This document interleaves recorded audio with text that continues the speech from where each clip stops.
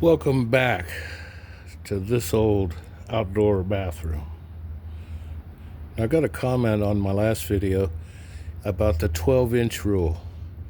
12 inches from the finish wall to the center of the flange. And since we have our toilet here, let's give it a test. Now down below there, that 2x4 represents the wall, the bottom of the wall, and I've brought the level out a ½ inch for the sheetrock. Now if I level this right about there, you see the gap between the level and the toilet tank? That's pretty big. It's acceptable, but we're going to bring our we added a ½ inch to the 12-inch rule, so we're going to negate that and go back to just 12 inches from the finish wall, and that'll bring that tank back towards the wall a little better. It's this gap here. It's a little big. It's kind of acceptable. You don't want it that big, but you don't want the tank up against the wall binding. So with this level right there, let's take that ½ inch back off, and so we'll go with the 12-inch rule. Nothing seems to have changed. You see these holes, these are for mounting the toilet to the flange, and those holes on both sides run right through the center of the flange. And the spout where the duty comes out, those holes go straight through, and I've got a line here that measures 12.5 inches from the wall.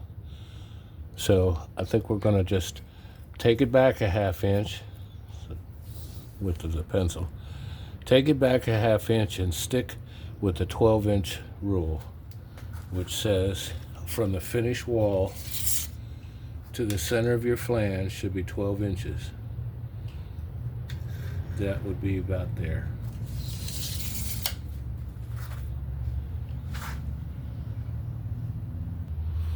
So how do we do on digging out for a flange? I think we spent an hour and a half.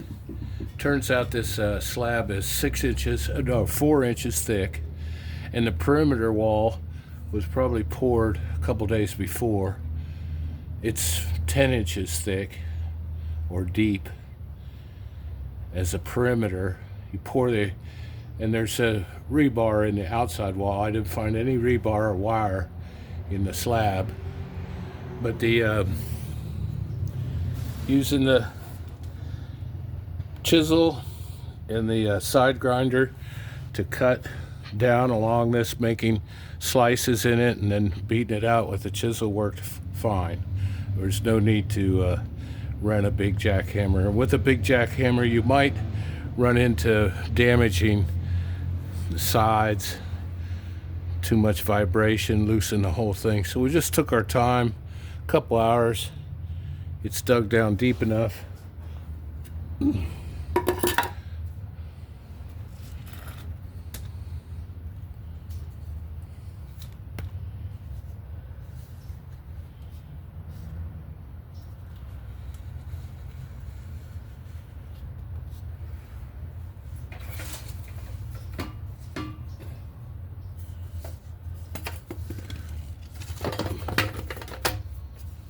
That's how it should look.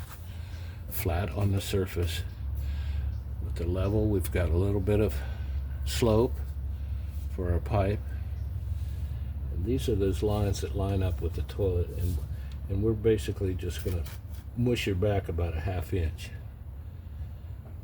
Also, this rotates, and you want these slots are where the toilet bolts go in. They slide in through here, and then they come to about the center. So you want this thing so their toilet bolt is in the center, right about here.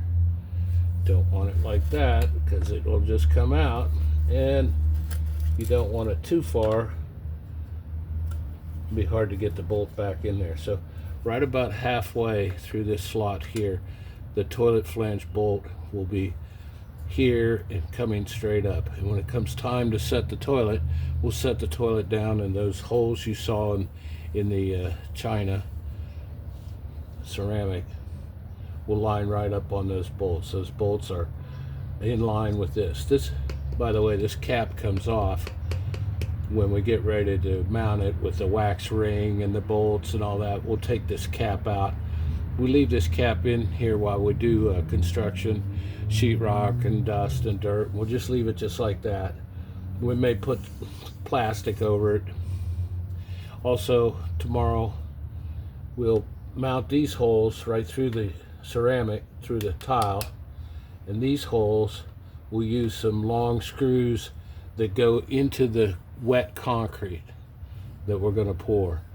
And some of the debris, the old concrete, we'll run some wet, and then we'll put some debris concrete pieces back in there to fill it up, and we'll bring it up to about there.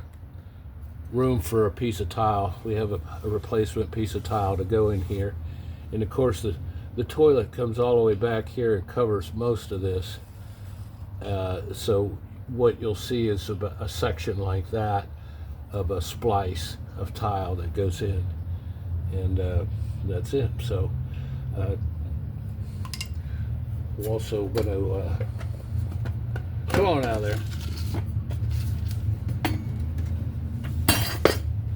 We'll also clean these connections, prime them, glue them together. This will go in as one piece. I'll pre-drill these holes in the tile with the masonry bit, and they get some stainless steel screws down in there, and that'll hold it all together. And then